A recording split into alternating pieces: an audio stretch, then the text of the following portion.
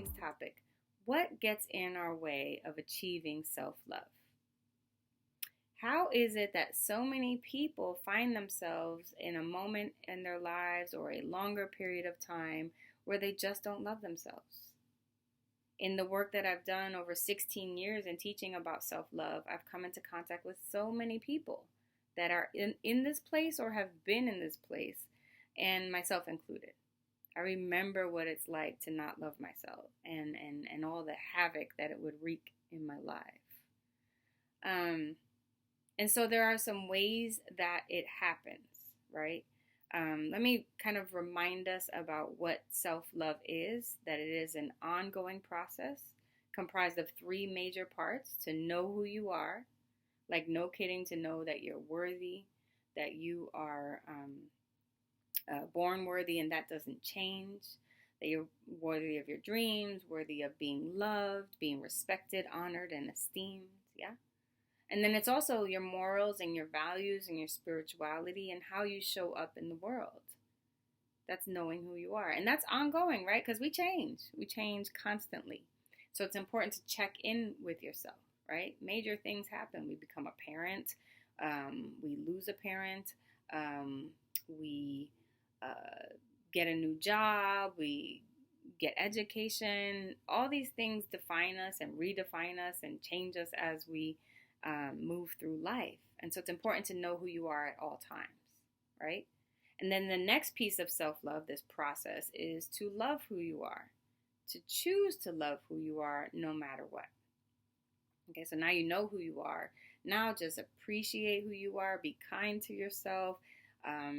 Be generous with yourself. Give yourself time and space that you need. But really, really important. And sometimes we think, oh, well, I'll love myself when this happens, when I change this about me, or when I get that job, or when I get a new house or home. The problem with that is that it's important to choose to love yourself so that those things flourish and happen in your life, right? So it's like kind of the foundation. So choosing to love yourself comes first. And we understand that we're always going to be working on things, and there are things that we want to achieve, okay? And then the last piece is to express who you are in all areas of your life. So now you know who you are, you're loving who you are, but it's also important to now take that into all areas of your life, right? Into your intimate relationship, into your family, into your education, into your career, health, all areas of your life. To bring who you truly are, like the real you, the real, yeah? And that's the process of self-love, and they all go hand in hand, and it's constant. We get to constantly be working those three areas, yeah? But what gets in the way of achieving this and moving and working through the process is outside influences happen, and then they change how we feel on the inside, right? Think about it. Think about that newborn baby. I know I bring it up almost every workshop, but it's so important. That a newborn baby is all perfect and amazing and beautiful and understands their worth and is courageous to let you know what they want, what they need, that when they want to be loved and they give love. But then life happens. And that baby, we were that baby at one point, starts collecting information to make them believe that they're not lovable, not perfect. They don't want to be courageous, yeah? So something outside happens and it changes how we feel on the inside. And that's how it works. So there are three main categories, if you will, that affect us. And the first one is people's thoughts and opinions about us. They affect us, especially the closer that we are to them. For example, parents. One of our deep desires as human beings is to be in harmony with our parents. And it can be really challenging when we're not. That is a challenge. That's difficult. It's hard to get over. We want our parents to love us, to show us love in the way that works for us. We want to know that we're safe at all times. And when that is not met, we start believing that we're not worthy of it. we start believing then, okay, well, if I don't get love from my parents or my parent, then I am not lovable. Because even my parents are this way. And this is why a lot of people, can connect some things that have happened in our childhood to why we perhaps don't love ourselves now. But let me just do a sidebar. If our parents knew better, they would have done better. So there's that, and that always helps me. But also in our intimate relationships, our partner, we want them to love us. We want to be loved. We want to feel safe in our relationship and happy and joyful. And so if they say something about us or think something about us, then we start thinking, oh, wait, maybe I should change who I am to be that. And that's also saying that as I am not lovable in this form or way. For example, I don't know, what's a good example? So, oh, I don't want your hair that way, Anita. I want your hair to be long. Well, me personally, as you can see, I love short hair.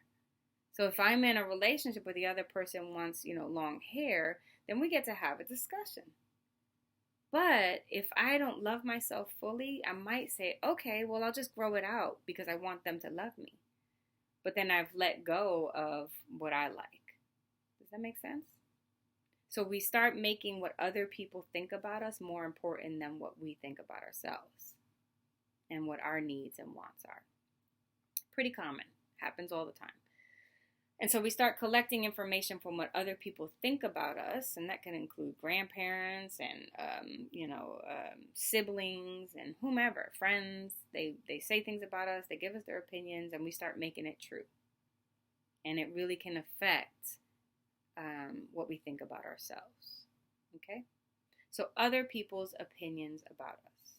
The next major way that we're affected in regards to loving ourselves is through our past.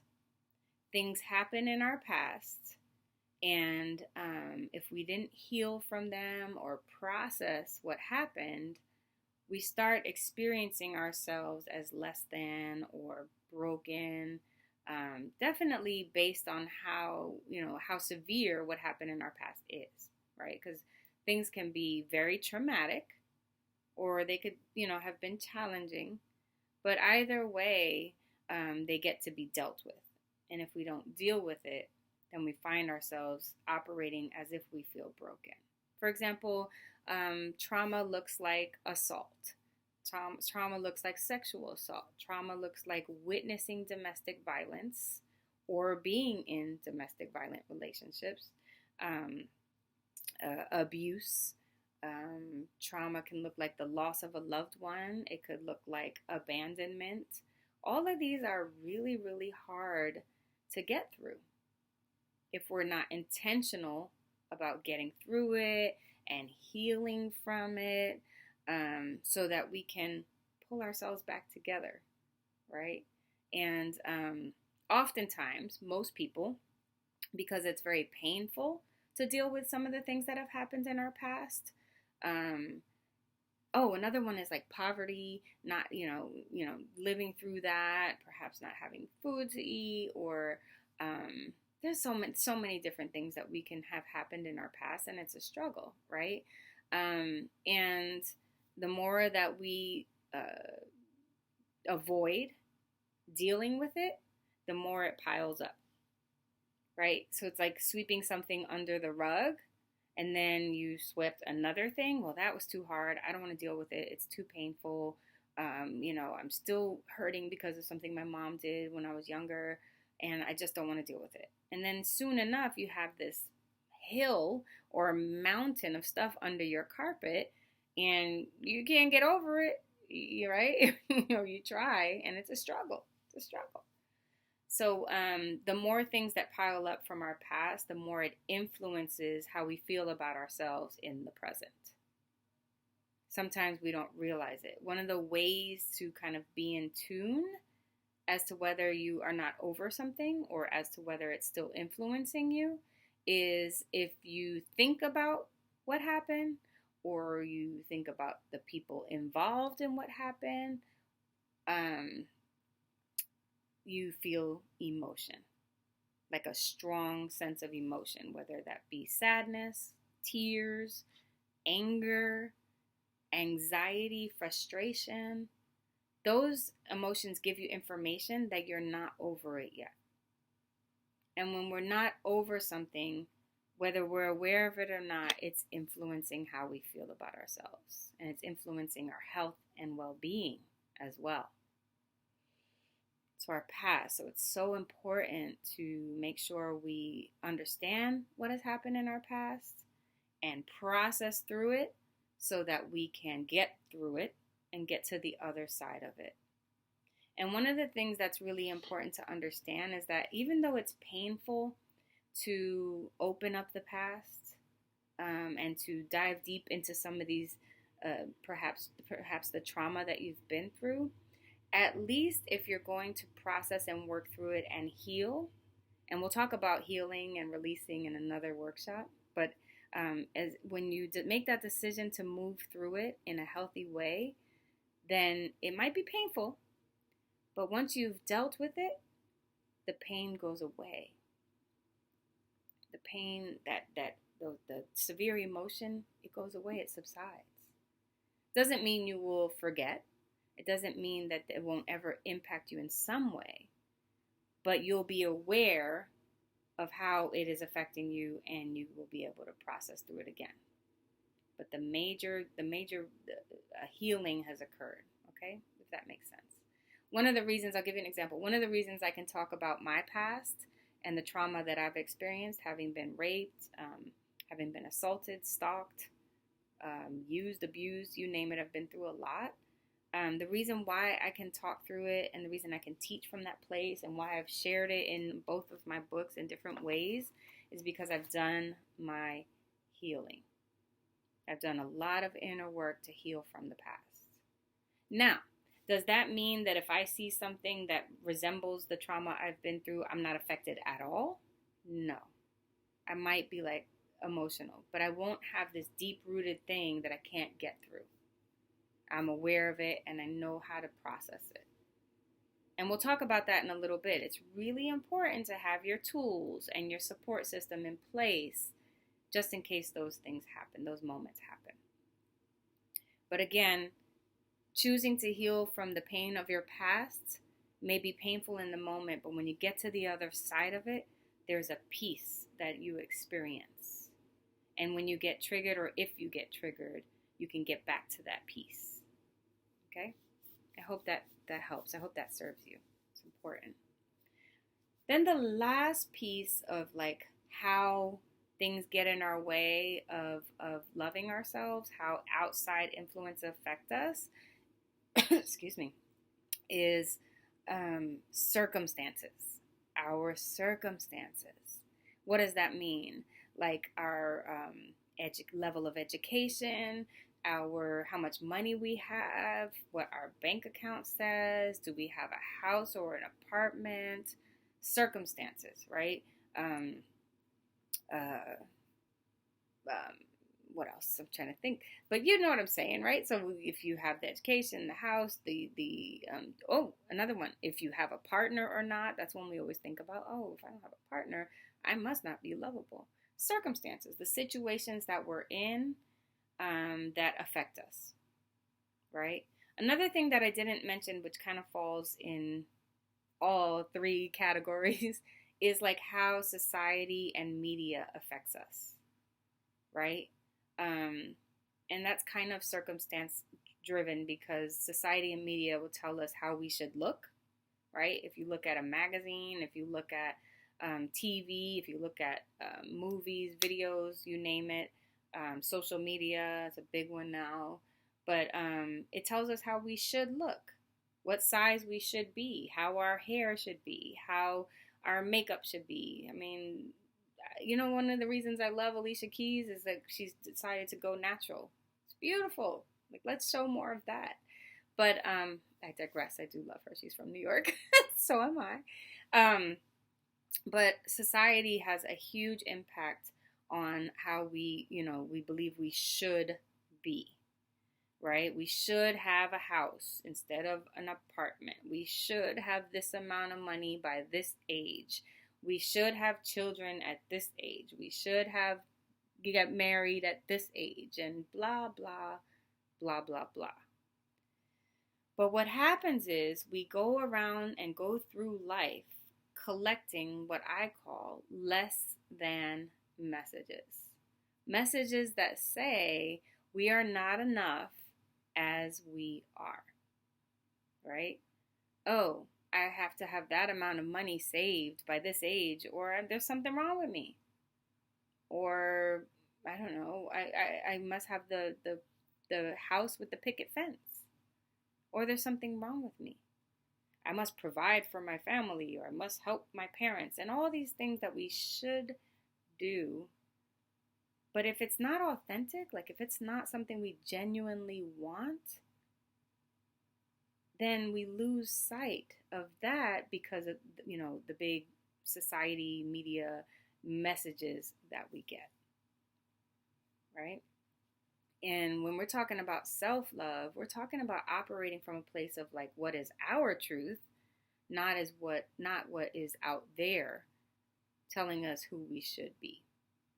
I always tell people, write the word should on a piece of paper, as big as you can on that piece of paper, and then put a huge X through it. Because oftentimes we're walking around with a bunch of big shoulds over us, and they're influencing how we feel about ourselves. And 9.9 times out of 10, it's negatively influencing us. Because we're unique. Each and every one of us are unique in how we look, how we express who we are. That's the beauty of it. Oh, I can go into race as well, right? That's a big thing that's going on right now in our world. Is that what about equality? That doesn't quite exist in our country or in our world yet. And so, depending on whether we're a person of color or not, that could affect us, right? And how we feel about ourselves. So, all this to say that we move through life and we start collecting information, whether that be from our loved ones, whether that be from our past experiences that have happened to us that we haven't dealt with, or whether it be from society and media that says what we should have and who we should be, and then we don't know how to love ourselves. We don't know who we are because we're influenced by all these other things. We don't know how to love ourselves because we don't match these things that we're supposed to match. And then we don't know how to express ourselves because of those other pieces are missing, right? How can you go out and express yourself if you don't know or love yourself? So this is why so many people that I've come in contact with who are like kind of on a self-love journey don't even know where to start. They're like, who am I today? Has anybody ever asked you, who are you? And you're like, that's a big question. And most of the time, when we're asked, who are you, we start talking about the roles that we play. Well, I'm a mom, or I'm a student, or I'm a daughter, a sister. Those are roles. But like, who are you? What do you believe? What are you into? What brings you joy? What is it that you want in this life? And that's really important. And self-love says that you have every right to discover all of that about you, and to love all of that about you, and to express all of that about you. Isn't that cool? Self-love rocks. This is why I love teaching it. Yeah? So what happens when we start collecting all of this information that gives us, I like to say, erroneous information? Gives us like stuff that's just not quite right. It's not true, right? What happens when we collect all this information and we start allowing it to affect our minds, and then we let those thoughts constantly run through our minds, and then it starts affecting how we feel about ourselves, and then as those negative feelings continue and have the ability to remain in our minds and our hearts, then it affects our belief system about ourselves. This is how many, many people drop down to a consciousness of I am not worthy. I remember working with a young woman who was struggling with her worth. And all I said was, you were born worthy. You are worthy. And it so deeply did not resonate with her that she ended up having to leave the session with me. I didn't take offense at all. I understood. I remember a situation with a foster father, and I was working with him. And he was in tears about a decision that he made in regards to fostering a child. And he was struggling with the decision that he made, even though it was the best decision. He was so hard on himself. And he was crying. And he was struggling. And I was like, but you're worthy. You were born worthy. That doesn't change. And it couldn't get through to him. Couldn't get through to him. And that's how it works, is that it goes so deep. The longer and longer and longer we harbor negative feelings, it starts to go so deep that it's really hard for us to believe that we are worthy. So when someone such as myself comes and says, hey, did you have this information? You were born worthy and that doesn't change. They're looking at me like, who are you and why are you telling me this? And I understand. Because there can be a lot of undoing to get to that point. And what happens is it's like gaps start to form. Or some people say voids, right? You ever hear the saying, you're filling a void by being in that relationship, right? Well, I call them gaps. And gaps are, I'm going to pull this book up real quick. It's Meantime Love, A Woman's Journey from Self-Loathe to Self-Love. Gaps are breaks in self-love that are caused by an unfavorable feeling or set of feelings that we have about ourselves. Let me read that again. Gaps are breaks in self-love that are caused by an unfavorable feeling or set of feelings that we have about ourselves. Right? So we have these feelings, or that feeling that's initiated way back when from somebody, something, some outside experience that we had. It stays with us, and then it becomes a break in self-love, a break in that process. Right? And one thing I want to make the distinction is that I don't feel there are broken people, but I do think we get breaks in self-love. Moments where we don't know who we are, love who we are, or express who we are. Somewhere where we're not in that process, right? That happens. Happens to the best of us. Yeah? So we operate with these gaps, and then we start trying to fill them. Like I just said, we are often hearing, you're trying to fill a void by having this person in your life, whether they're good to you or not. You're filling a void. Or some other ways that we fill these gaps, these unfavorable feelings about ourselves that affect our belief system, are eating, overeating, sometimes undereating, shopping, over shopping, like busting through credit card limits, right? Addiction to a substance addiction, or addiction to sex, or any addictions. Yeah. So that's what we fill these gaps because we want to lose sight of the pain or the hurt or the less than feelings that we're harboring, or the negative feelings that we're harboring. Another way is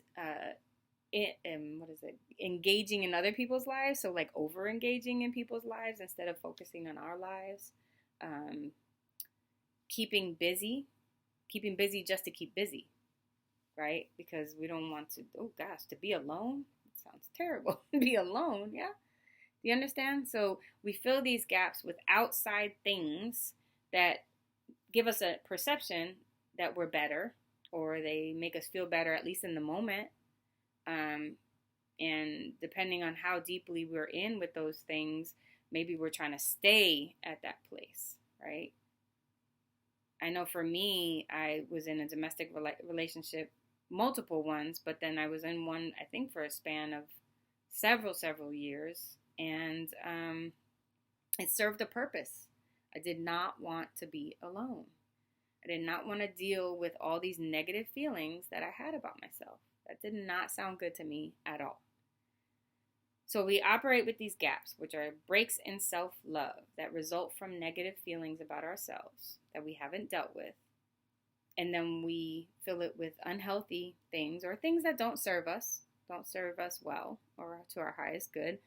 And then we find ourselves in a set of situations that we hardly either don't recognize, or they're just so unhealthy for us. So traumatic, so detrimental, you name it, depending on how far we let it go. Okay? So how do we address it? How do we, where do we start to undo some of these things? So here's where I want to give you 5 steps that you can take to undo some of the things that are influencing us to not love ourselves. Okay? The first one is monitor your self-talk. What does that mean? We're constantly having thoughts about ourselves, and oftentimes we let them run amok. We don't realize it. We're not in tune with it. And so it goes unchecked, and then it stays in our consciousness, stays in our minds for as long as it wants, and then it starts affecting our belief system. So if we monitor our self-talk, then we can say, hey, you just had a negative thought about yourself, Anita. You're looking at your hair and you're like, it's not quite right. Oh, okay. Well, that's okay. I'll fix it next time. Or, oh my God, you did this whole video here and your hair was not right, and you can, imagine where I go with it and how hard on myself I might be. So monitor your thoughts, monitor your self-talk, and then check it. Check it. Is this thought making me feel bad? Is this thought based on some outside influence, or is there some truth to it? If there's some truth to it, work on it. Don't make yourself feel bad about it. Big difference. Just work on it. Work on it. You can get through it. Right? Don't make yourself feel bad about it. If it's something from outside, process that and let it go away. Another tool that you can do to switch your self-talk from negative to positive is affirmations. Just declare who you are. I am loving. I am powerful. I am beautiful. And just tell yourself that on a regular basis until you start knowing it. Like, it's no, that's just the truth. Okay? Monitor your self-talk. The second one is examine your choices, because your choices will give you information as to how you feel about yourself. If your choices are negative, if they're not serving you, if they're unhealthy, if it's an unhealthy relationship, or if it's doing too much of this and too much of that, or too little of this, like too little self-care, or too little of that, eating too little or eating unhealthy, then examine those choices, and it will give you information as to how you feel about yourself. And if you're doing an unhealthy choice or making an unhealthy choice, it's going to give you information that there's some work for you to do, some inner work for you to do. And that's okay. That's all of humanity. We all have work to do at some point in our lives. So that brings me to the next step, which is have your tools ready. Know what helps you get through and process things healthily, right? Sometimes it's talking with your friend, talking through something, getting over it, getting off of it.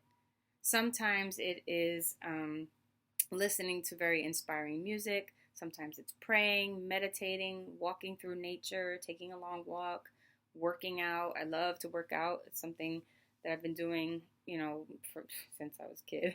But especially in shelter in place, it's helped me get through shelter in place. Working out every day, start going to the park now, working out. But know and have your tools ready for you, okay? And then the next step is when you get stuck, seek support.